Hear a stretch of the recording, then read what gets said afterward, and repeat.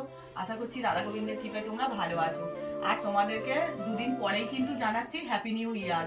তোমাদের নতুন বছর কেমন কাটলো তোমরা একটু কমেন্টে জানিও।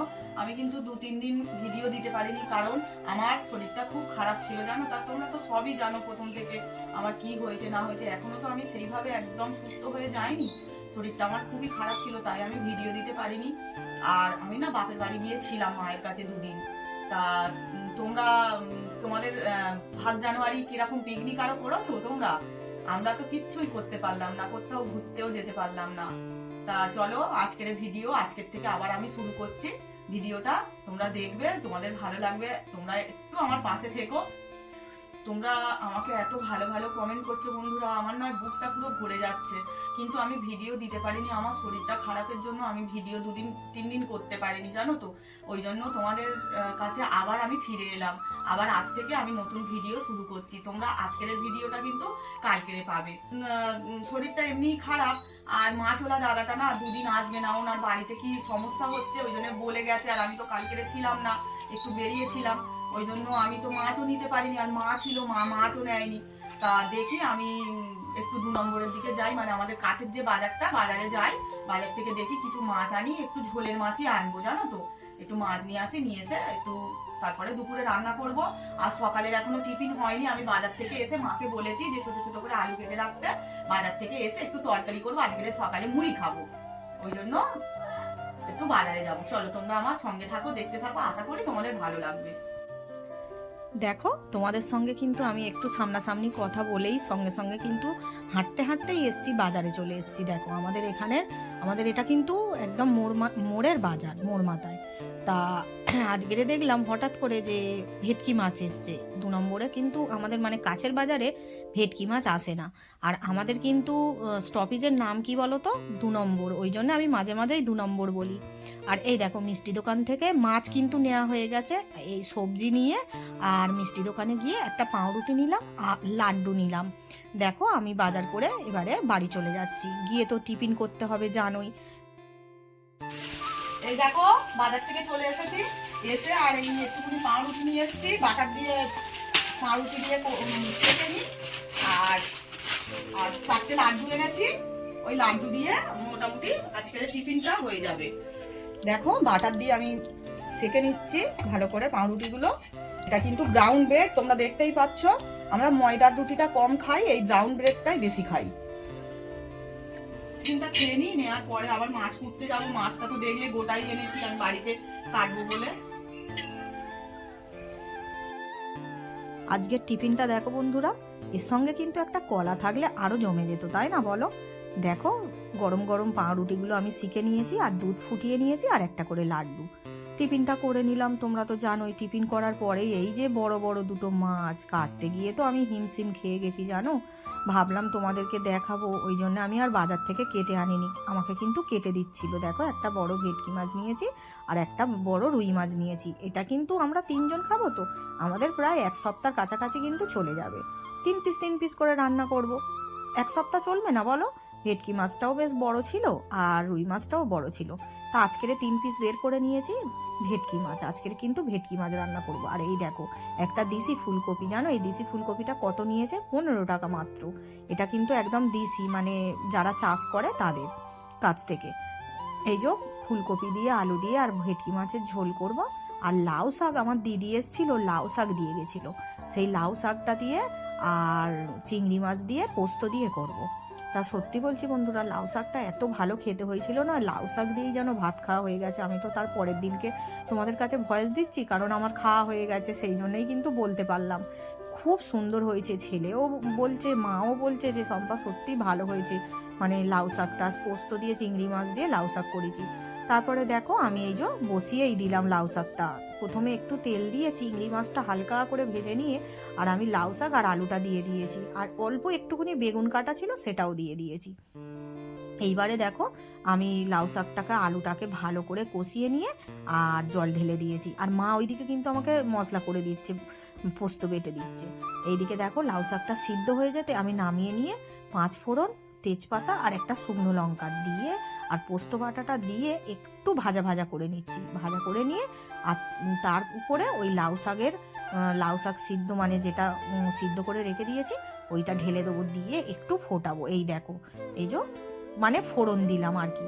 লাউ শাকটা আমি দিয়ে এবারে একটু কিছুক্ষণ ঢাকা দিয়ে রেখে দেবো, দিয়ে আর এই যে দেখো নামিয়ে নিচ্ছি। লাউ শাকটা সত্যি মারাত্মক সুন্দর হয়েছিল। চিংড়ি মাছ পড়েছে, চিংড়ি মাছের একটা টেস্ট বেশি, আবার তার উপরে পোস্ত পড়েছে জানোই তো। তা দেখো ভেটকি মাছের মাথাটা দুভাগ করে নিয়েছিলাম, বাবু এক পিস খাবে, আমি এক পিস খাবো। আর মায়ের জন্য একটা গাঁতা নিয়েছি, মা তো মাথা ভাতা খেতে পারে না। তা দেখো আমি ভেটকি মাছের ঝোলটা বসিয়ে দিয়েছি, ফুলকপি আলুটা ভালো করে ভেজে নিলাম। আর এই দেখো এটা কিন্তু বাটা হলুদ, মা কিন্তু হলুদও আমাকে বেটে দিয়েছে। আর একটু লঙ্কা গুঁড়ো দিয়ে দিলাম, দিয়ে ভালো করে মশলার মধ্যে কি কি মা বেটে দিয়েছে বলো তো, আদা, জিরে, ধনে, মৌরি, গোলমরিচ আর হচ্ছে রাঁধুনি। এইটা হচ্ছে পাঁচমিশালি মশলা আমাদের কাছে থাকে, আমি মানে কিনে এনে রেখে দিই। এগুলো ঝোলে দিলে না খুব টেস্ট হয়। এই দেখো আমার রান্না বান্না হয়ে গেছে, ফুলকপির ঝোল আর হচ্ছে কি লাউ শাক তরকারি। তারপরে রান্না বান্না করে আমি তো স্নান করে এবার দেখো পুজো দিতে চলে এসেছি। দেখো একটা একটা গাছে একটা একটা ফুল ফুটেছে, দেখেছো জানো, থালার মতো। তা আমি কটা গাঁদা ফুল, কটা জবা ফুল ফুটেছিল সব তুলে নিয়ে এইবারে পুজোটা দিয়ে নিই। পুজোটা দিয়ে তারপরে কিছুক্ষণ বসবো, তারপরে আবার ভাত টাত খেতে হবে, আবার একটু রেস্ট নিতে হবে। সারাদিন তো জানো এই সংসারের কাজের কোনো মানে ঠিক ঠিকানা নেই, সারাদিন করলেও শেষ হবে না, তার মধ্যেই কিন্তু তোমাদেরকে একটু রেস্ট নিয়ে নিতে হবে। আর ফুলগুলো ফুটেছে বন্ধুরা, এত ভালো লাগছে যে কি বলবো। আর জানোই তো আগের দিন বৃহস্পতিবার ছিল, ভালো করে পুজো দিয়েছি, সেই ফুল টুলগুলো সবই পরিষ্কার করে তুলতে হবে। আমি দেখো সিংহাসনগুলো সুন্দর করে পরিষ্কার করে নিচ্ছি আগে, তারপরে পুজো দেবো।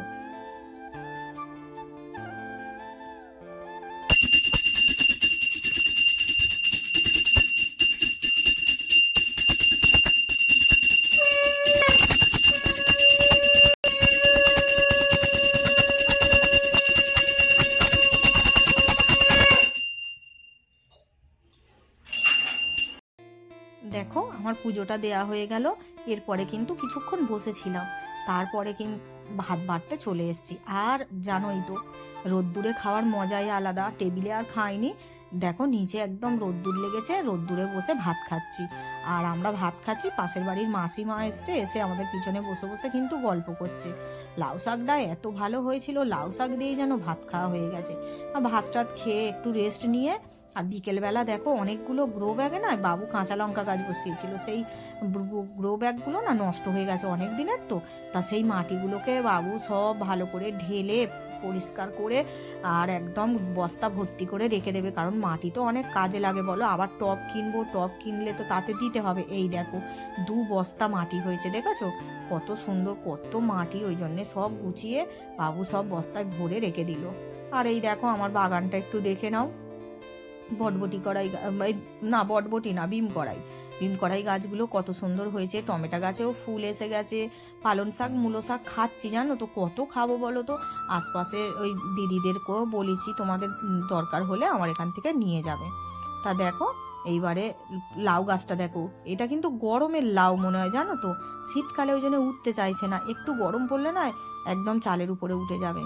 আর দেখো লেটুস পাতাগুলো তোমাদেরকে কবে থেকে বলছি, তোমরা যদি খাও আমার বাড়ি থেকে নিয়ে যাও বন্ধুরা, তোমাদেরকে নিমন্ত্রণ করলাম। লেটুস পাতাগুলো জানো তো কি করব আমি ভেবে উঠতেই পারছি না, কি রোজ রোজ বার্গার, আর আমি কি বার্গার অত ভালো বানাতে এই পারবো? তো বন্ধুরা আজকে রাত্রের খাবার আমি একাই খাবো, কারণ ছেলের পেট ভর্তি।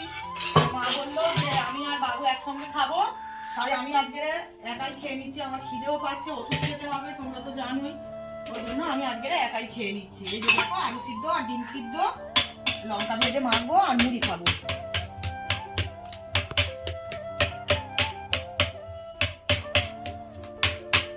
দেখো আলু সিদ্ধটা আমি মেখে নিচ্ছি। রাত্রে রুটি করবো ভেবেছিলাম, বেগুন পোড়া রুটি, আমার মনে হলো যে আজকে একটু আলু সিদ্ধ আর মুড়ি খাই, ওই জন্য আলু সিদ্ধ আর মুড়ি করলাম। এই তো বন্ধুরা খাওয়া হয়ে গেল আমার, আমি একাই তো খেয়ে নিলাম, বললাম মা আর বাবু পরে খাবে।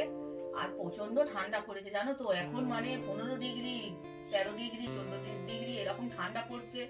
আর জানোই তো আমাদের খোলামেলা ঘর বাড়ি, মানে ঘরের ভিতরে তো পায়খানা বাথরুম কিচ্ছু নেই, আমাদের খুব অসুবিধা হয় জানো তো, সবসময় বাইরে বেরোতে হয়, কল টল সবই তো আমাদের বাইরে।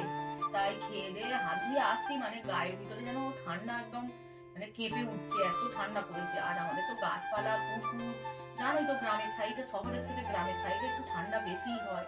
ওই জন্য তাড়াতাড়িও নয়, 9টা বাজে, ওই 9টার মধ্যে খেয়ে দিয়ে আমি শুয়ে পড়ছি। রাত্রের ওষুধগুলো খেয়ে নিলাম, ওষুধ খাওয়া হয়ে গেছে। এবারে শুধু মশারিটা খাটাবো আর শুয়ে পড়বো।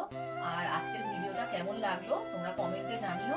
আর তোমাদের ভালো লাগলে একটু তোমরা সাবস্ক্রাইব, লাইক, শেয়ার করে দিও। আর আজকের মতন বিদায় নিচ্ছি বন্ধুরা, শুভরাত্রি।